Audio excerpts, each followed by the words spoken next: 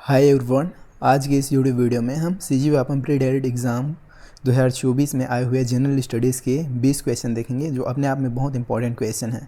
जिसमें पहला सवाल है, देखिए, जैन धर्म की मान्यता के अनुसार निम्नलिखित तीर्थंकरों को उनके क्रम से सुमेलित कीजिए। तो देखिए, आदिनाथ कौन से क्रम के थे? ये पहले तीर्थंकर हुए।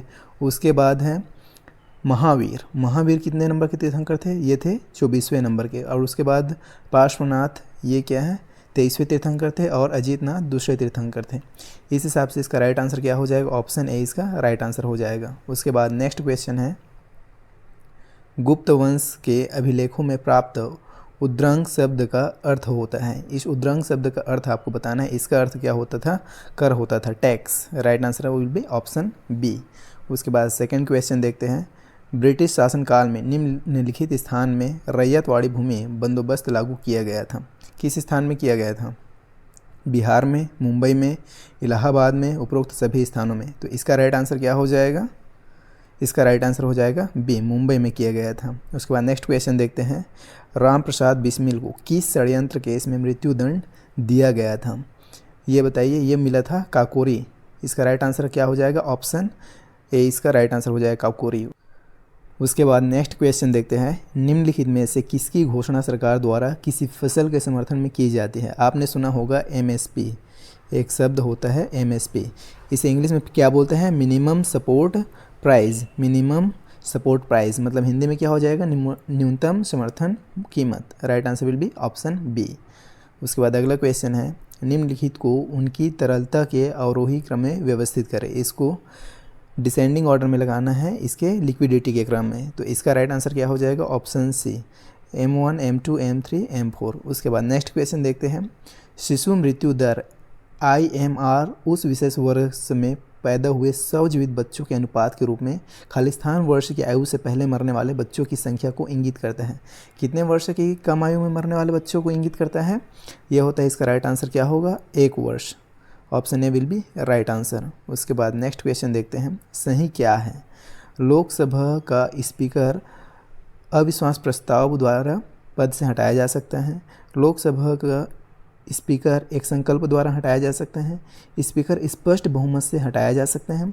सदन के तत्कालीन सदस्यों के बहुमत से स्पीकर को हटाया जा सकता है। इसमें क्या क्या सही है ये आपको बताना है। तो इसमें देखो, सिर्फ दूसरा और चौथा सही है। लोकसभा स्पीकर एक संकल्प द्वारा हटाया जा सकता है और सदन के तत्कालीन सदस्यों के बहुमत से स्पीकर को हटाया जा सकता है। इस तरह से इसका राइट आंसर क्या हो जाएगा? Option D. नेक्स्ट क्वेश्चन देखते हैं, संविधान की तीसरी अनुसूची के संदर्भ में क्या सुमेलित है? ये आपको बताना है। पहला है प्रधानमंत्री के लिए शपथ प्रारूप, दूसरा है संघ के मंत्री के लिए शपथ प्रारूप, एक राज्य के मंत्री के लिए शपथ प्रारूप, संसद के सदस्य के लिए शपथ प्रारूप।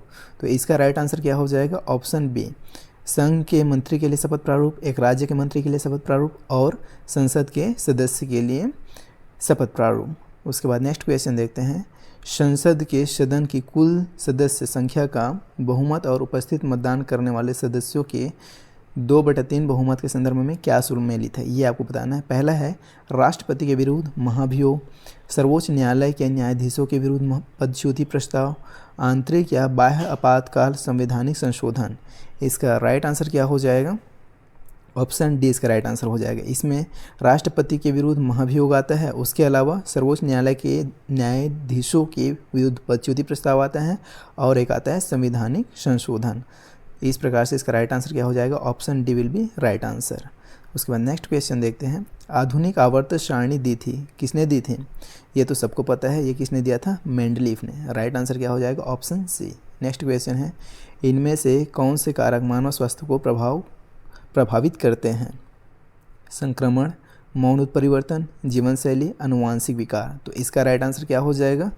देखो, संक्रमण भी प्रभावित करता है, उसके बाद जीवन शैली भी प्रभावित करता है और अनुवांशिक विकार भी।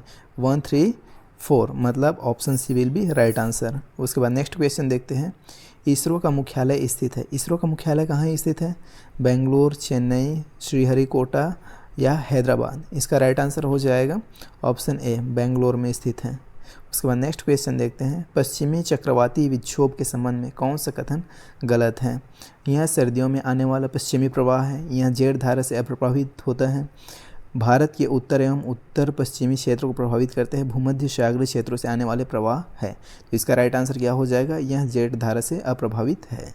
उसके बाद नेक्स्ट क्वेश्चन है, सबसे लंबा राष्ट्रीय राजमार्ग वाराणसी से कन्याकुमारी है क्या, नहीं है। शेरशाह सूरी मार्ग है क्या, नहीं है। सिलचर से पोरबंदर है क्या, ये भी नहीं है। उसके बाद अगला ऑप्शन है, इनमें से कोई नहीं। तो इसका राइट आंसर क्या हो जाएगा, ऑप्शन डी, इनमें से कोई नहीं। उसके बाद नेक्स्ट क्वेश्चन देखते हैं, किस आयोग ने कहा कि इसलिए हम इस निष्कर्ष पर पहुंचते हैं जो इस संबंध में विश्वविद्यालय शिक्षा आयोग के दृष्टिकोण से भी मेल खाता है कि माध्यमिक शिक्षा की अवधि को 1 वर्ष बढ़ाने और विश्वविद्यालय चरण में 3 वर्षीय डिग्री पाठ्यक्रम की योजना बनाने के लिए वर्तमान इंटरमीडिएट चरण को समाप्त करना वांछनीय है। ऐसा किस आयोग ने कहा था, तो ऐसा कहा था मुदालियार आयोग, माध्यमिक शिक्षा आयोग 1952-53। Right answer will be option B. उसका नेक्स्ट क्वेश्चन है, अटल टिंकरिंग लैब्स निम्नलिखित में से किस संस्थान के लिए एक पहल है। किस संस्थान की एक पहल है ये एक पहल है नीति आयोग की, नीति आयोग। राइट आंसर हो जाएगा ऑप्शन ए। उसके बाद नेक्स्ट क्वेश्चन है, NEP 2020 के अनुसार छात्रों को माध्यमिक स्तर पर अध्ययन के लिए विषय पाठ्यक्रम के विकल्पों में अधिक लचीलापन दिया जाएगा। नीचे दिए गए विकल्पों में से सही विकल्प को चुनें। इसमें देखिए पहला दिया गया पाठ्यक्रम, अतिरिक्त पाठ्यक्रम या सह पाठ्यक्रम के बीच कोई सख्त अलगाव नहीं। दूसरा है कला, मानविकी और विज्ञान के बीच कोई कठोर अलगाव नहीं। तीसरा है व्यावसायिक और अकादमिक धारा के बीच कोई कठोर अलगाव नहीं। तो इसका राइट आंसर क्या हो जाएगा, तीनों कथन सही हैं, ऑप्शन ए, बी, सी। तो देखिए किसमें है, ऑप्शन सी में इसका राइट आंसर हो जाएगा।